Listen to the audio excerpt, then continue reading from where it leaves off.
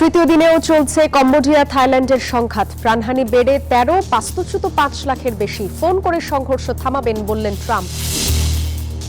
Ukraine যুদ্ধ থামাতে ব্যর্থ ইউরোপ, মন্তব্য ট্রাম্পের। ফের কিয়েভকে সহায়তা বন্ধের ইঙ্গিত। ভূখণ্ড ছাড়তে নারাজ জেলেনস্কি। অস্ট্রেলিয়ায় শিশুদের সোশ্যাল মিডিয়া ব্যবহারে নিষেধাজ্ঞা কার্যকর। ঐতিহাসিক দিন বলছে সরকার। ফলাফলের দিকে তাকিয়ে বিশ্ব।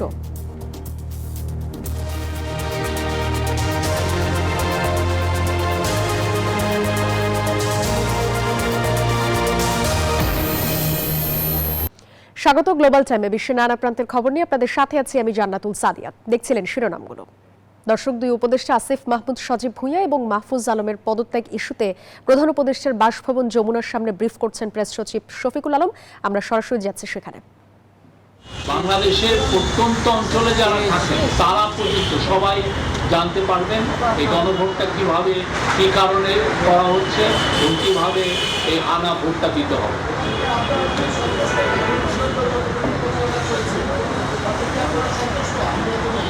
আপনারা আমাদের এখনো আমরা বলবো যে মানে মিড ফেব্রুয়ারি যদি আমি বলি তাহলে 2 মাসের একটু এদিকে আমাদের সময় আছে। আমরা যথেষ্ট সময় আছে এবং সেই বিষয়ে আমরা এই গভর্নমেন্ট যথেষ্ট প্রিপারেশন নিচ্ছে, ইলেকশন কমিশন নিচ্ছে। আপনারা দেখছেন যে পোস্টাল ব্যালটের বিষয়েও আমাদের যারা ডায়াসপোরা ভাই বোন আছে তাদের মধ্যে কি একটা উদ্যম, একটা জোয়ার বইছে। তারা অলরেডি আমার মনে হয় আজকে আপনারা যদি দেখেন 3 লাখের বেশি অলরেডি রেজিস্টার্ড হয়ে গিয়েছে।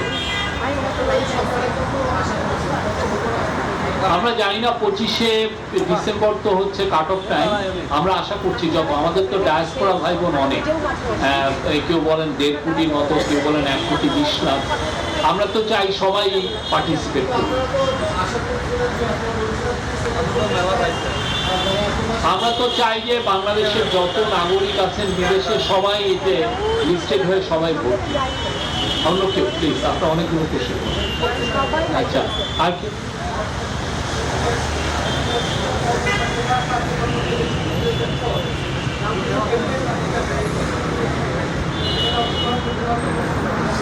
এই তাদের পদত্যাগপত্র এফেক্টিভ হবে হচ্ছে ইলেকশন তফসিল ঘোষণার সাথে সাথে।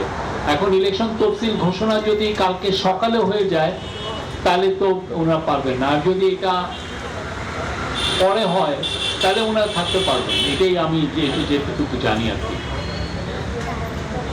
Thank you.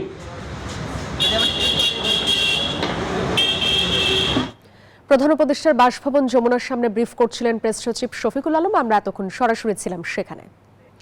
যাচ্ছে গ্লোবাল টাইমে। তৃতীয় দিনে গড়ালো কম্বোডিয়া থাইল্যান্ডের মধ্যকার সংঘাত। দুই দেশের চলমান এই সংঘর্ষে প্রাণহানি বেড়ে 13 জনে দাঁড়িয়েছে। নিরাপত্তার শঙ্কায় সীমান্তে উভয় পক্ষের 5 লাখের বেশি মানুষকে সরিয়ে নেওয়া হয়েছে। এই পরিস্থিতিতে নমপেন ব্যাংকককে শান্তি চুক্তির শর্ত মেনে চলার আহ্বান জানিয়েছেন ডোনাল্ড ট্রাম্প।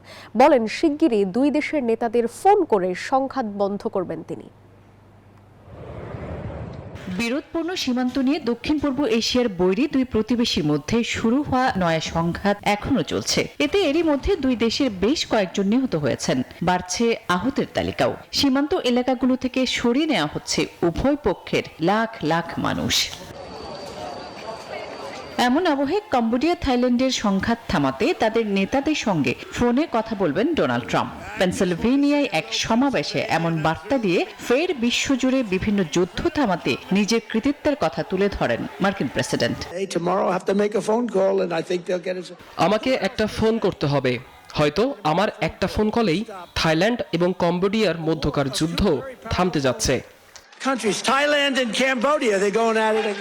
থাইল্যান্ডের পররাষ্ট্রমন্ত্রী বলছেন সীমান্ত সংঘাত নিয়ে এখনো আলোচনার সম্ভাবনা দেখছে না ব্যাংকক।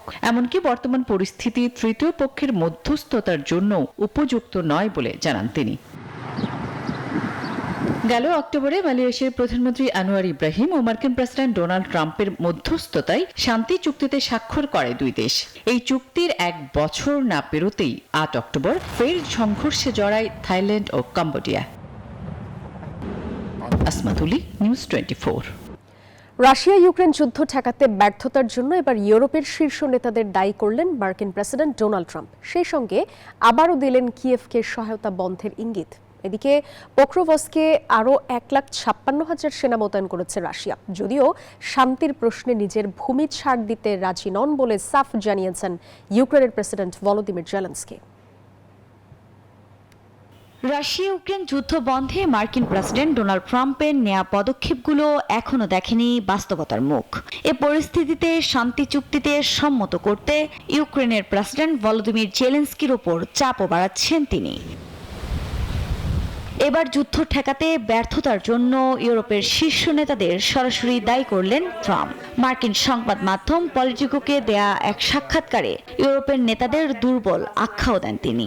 পাশাপাশি ইঙ্গিত দেন ইউক্রেনের সহায়তা বন্ধের। মস্কোর কাছে কিছু ভূখণ্ড ছাড় দেওয়ার মাধ্যমে সমঝোতায় আসতে হবে বলেও জানান মার্কিন প্রেসিডেন্ট। ট্রাম্পের এমন মন্তব্যের প্রতিক্রিয়া জানিয়েছে ব্রিটেন। বলছে ইউরোপ কোনোভাবেই নিষ্ক্রিয় ছিল না, নিষেধাজ্ঞা আরোপে নেতৃত্ব দিয়েছে যুক্তরাজ্য।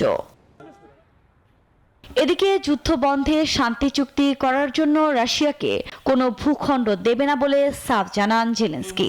তিনি বলেন, ইউক্রেনের সংবিধান ও আন্তর্জাতিক আইন অনুযায়ী এই ধরনের চুক্তি করার কোনো সুযোগ নেই। অন্যদিকে শান্তি চুক্তি নিয়ে আলোচনার মধ্যেও থামেনি হামলা। গণমাধ্যমের তথ্য বলছে পোক্রোভস্কে আরও 1,56,000 সেনা মোতায়েন করেছে রাশিয়া। সেই সঙ্গে শীতকে সামনে রেখে জ্বালানি অবকাঠামোকেও লক্ষ্য করে অব্যাহত রয়েছে আগ্রাসন। যদিও পাল্টা রুশ ভূখণ্ডে ড্রোন হামলা চালিয়েছে কিয়েভ, যা প্রতিহতের দাবি ক্রেমলিনের। আফরিন মৌ, নিউজ 24। শিশুদের সুরক্ষায় বিশ্বের প্রথম দেশ হিসেবে কঠোর আইন কার্যকর করল অস্ট্রেলিয়া। 16 বছরের কম বয়সীদের জন্য নিষিদ্ধ হলো সব ধরনের সামাজিক যোগাযোগ মাধ্যম। আইন মানতে ব্যর্থ হলে প্রযুক্তি প্রতিষ্ঠানগুলোকে গুনতে হবে কয়েকশো কোটি টাকার জরিমানা। এই ছিল গ্লোবাল টাইমের আয়োজনে সাথে থাকার জন্য ধন্যবাদ।